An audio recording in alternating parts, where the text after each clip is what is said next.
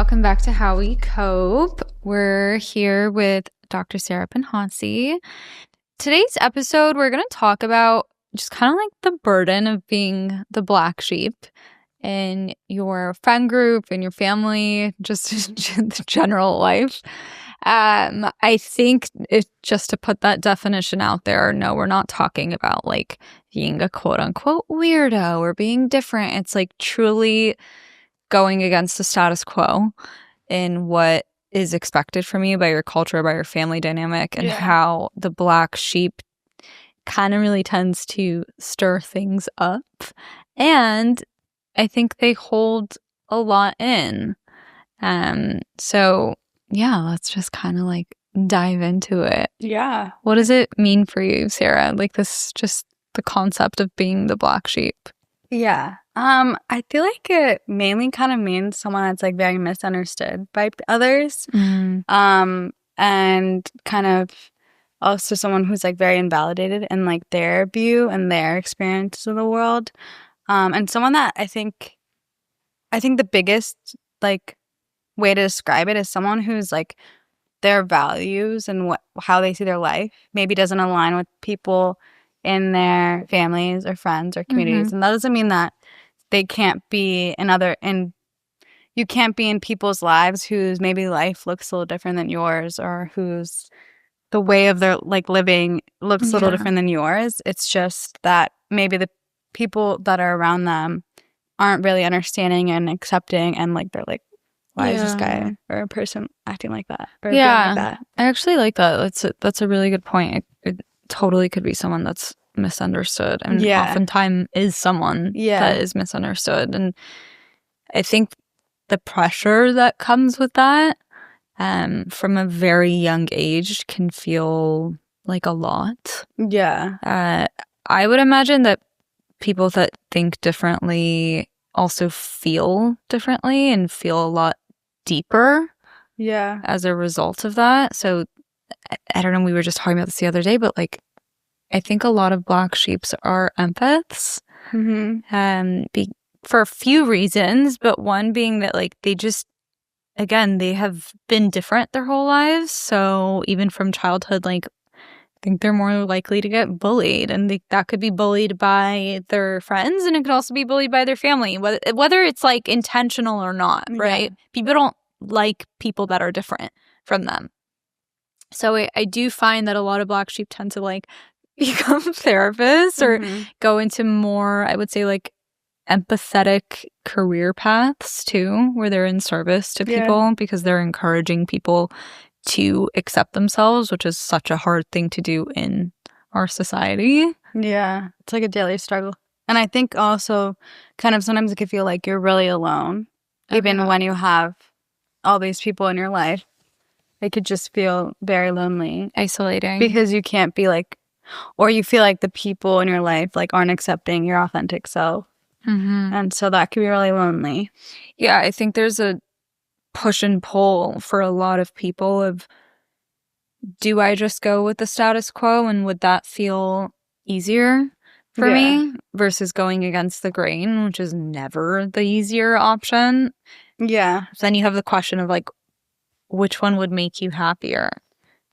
I personally think that living a life that others want for you is so much more emotionally tolling, and also like physically and mentally draining and emotionally draining. And it like getting up every day, it's gonna take 10 times more work to go and like, because you can't just be in that life and be like, oh, I hate my life and I'm depressed. You have to put on a show that you're okay with this type of life that maybe others people expect from you. Versus I think when you like start living and acting the way that aligns with like who you want to be and like what you feel like will bring happiness in your life and like will be authentic to you, feels right, is like at first I think it's really hard because you are like shaking up a status quo, and like maybe the way that you might be around others is very different from what they like know of you. And I'm not saying that like who you are to the core is different. It's just maybe like the way that you're moving and the choices. choices you make, the way maybe like you communicate becomes different, and like the way that maybe, and then boundary setting. I feel like that happens a lot when you start like living the life that you want, and it's really hard for people when they've never had those boundaries before to like accept it. And I think you become like the problem. Like, why is this person acting this way? Like, why are they changed? Yeah, which I really want to touch on that in a second, but I want to go back to something else that you were talking about of it being so hard. I think there's an immense amount of heartbreak when you start to notice that you want something different than the people around you. Like, I'll just share personally, but something that like I've struggled with a lot is there's so many different like facets to like who I want to be. Like, I want to be a mother, and I want to be a wife. I am a wife. And I want to be the good friend, and I want to be the good daughter, and all these things. But I also want to ride my horses, and I want to be a therapist. And like, I grew up in a culture that it feels like you can't really be everything and you have to choose. And I remember like especially recently, but like I kind of grew up feeling like it's one or the other. Like, you either are going to go be in the workforce and, you know, kill it, or you're going to go get married and be a mom. And there's like not really a harmony between those two. And so sometimes growing up feeling that way, I was like, am I making my life harder? Like, am I like, right? Because like you kind of see like people going like with the status quo, and it seems like they don't like feel as hard about the things that like maybe, again, that like quote unquote black sheep would feel, which is like, I don't know if this is aligned with me. Yeah. So I think for a very long time, I would be so hard on myself because I felt like I had to choose between things that I really do desire but are also expected of me, and things that are just come natural to me and feel like I want to pursue that passion. Yeah. Yeah, I agree. I think, and especially I think in our culture, it's like, I feel like there's mainly two identities for women. I think it's changing. But like, I think like our parents' generation, it's like your wife and then your mom. And so I think given kind of like being in America, like those kind of like status quo types of identities have changed. But it's still like very like, I think, difficult to kind of accept multiple identities that someone can have. Yeah, it sometimes feels too like they kind of go against each other. Yeah. Like, I know a lot of people that kind of grow up and they're expected to do something. Like, they're like, okay, you need to go to school and you need to go get a career and whatever. But then like as soon as you're married, like this has to change and that has to change. And then it's like the person doesn't even, okay, like what am I doing wrong? Right? Because they're not actually living authentically as the person that they want to be living as. And then just bringing it back to this concept of like the black sheep and what you were saying about how they become the problem.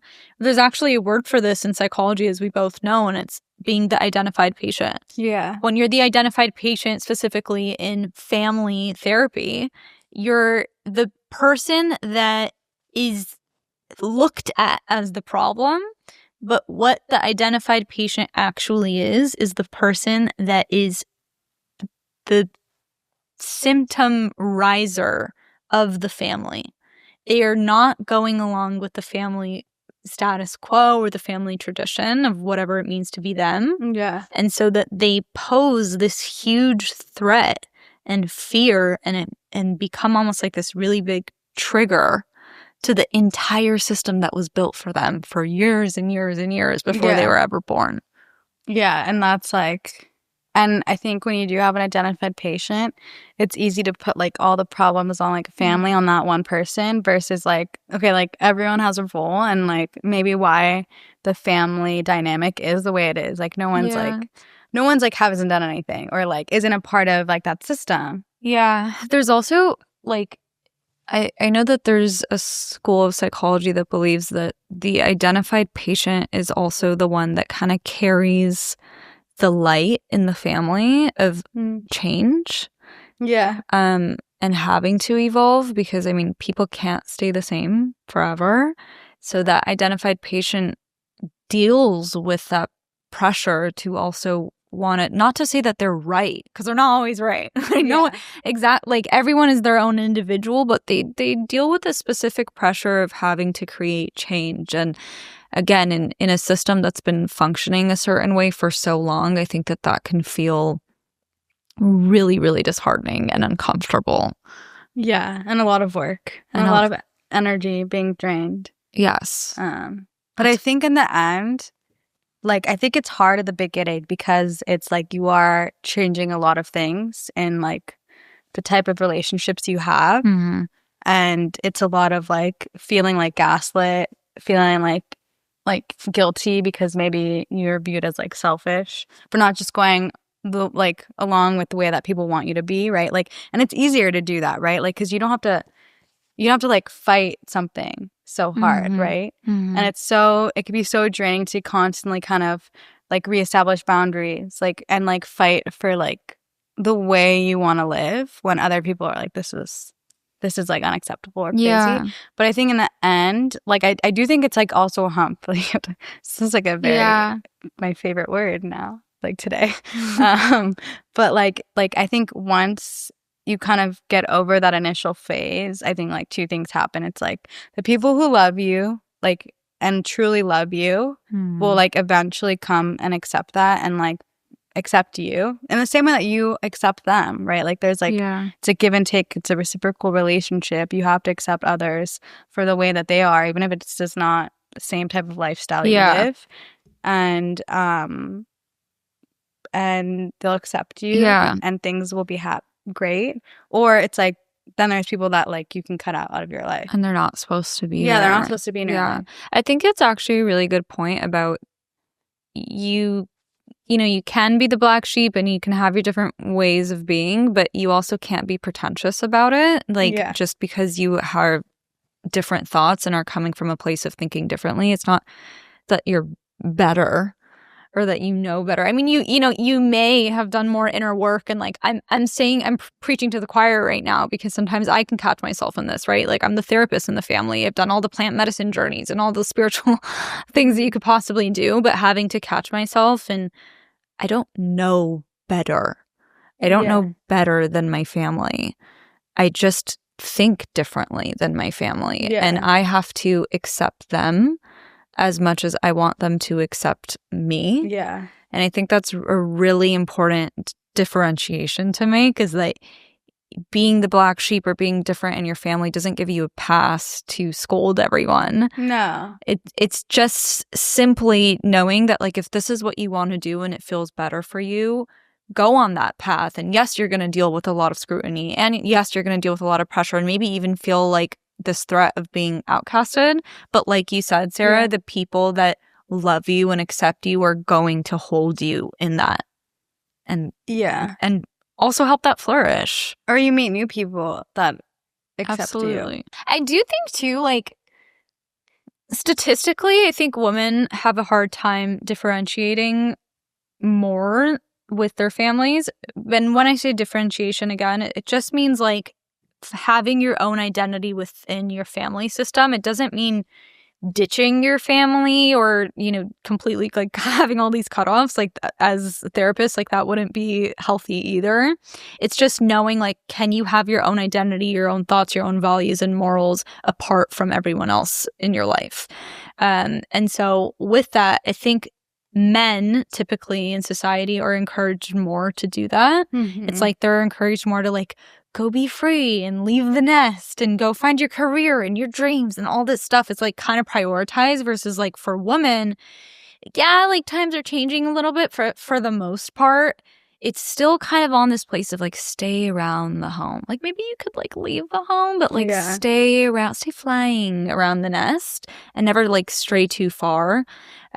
Which I think again is like it goes back to this idea of how can you find a balance between the things that you do love about your upbringing and like that nurturing, feeling that maybe is calling to you sometimes, but then also the part of you that is fiery and wants to have a dream and a career. And can you lean into the yes and? I don't think we do that enough. I think it feels, going back to what we were saying in the beginning of this podcast, that you have to choose one or the other. Yeah. Like, why can't you be both? And can you set yourself up for a way of, you don't have to be 100%.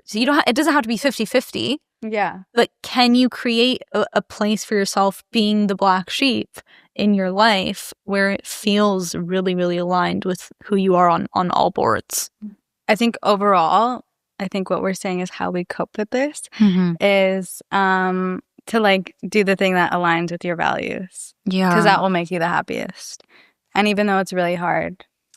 It's like, in the long run, it's like worth it. Yeah. And not to give up on it. Like I think black sheeps find each other, which is like, I really say that as a place of encouragement, because it can feel really, really isolating to feel like I feel deeper than other people, or I think differently than other people. But like, as much as we'd like to be, like individuals and special people, like there are other people that think the way that you do and feel the way that you do. So I think really like holding on, like just hold on to hope. You're not that unique. That's the point of but this like podcast. Yes, but in a good way. Like I think community is super important, and so I would never tell anyone to leave that or stray away from that, but rather to just hold on to what's important to you, because you will find someone that has those same values and those same morals, whether that's in a friendship, a soulmate. There's always like at least one other family member that's like, hey, like this isn't really working in our family. Have you noticed this? Yeah. And if anything, like your therapist will accept you and love you for who you are.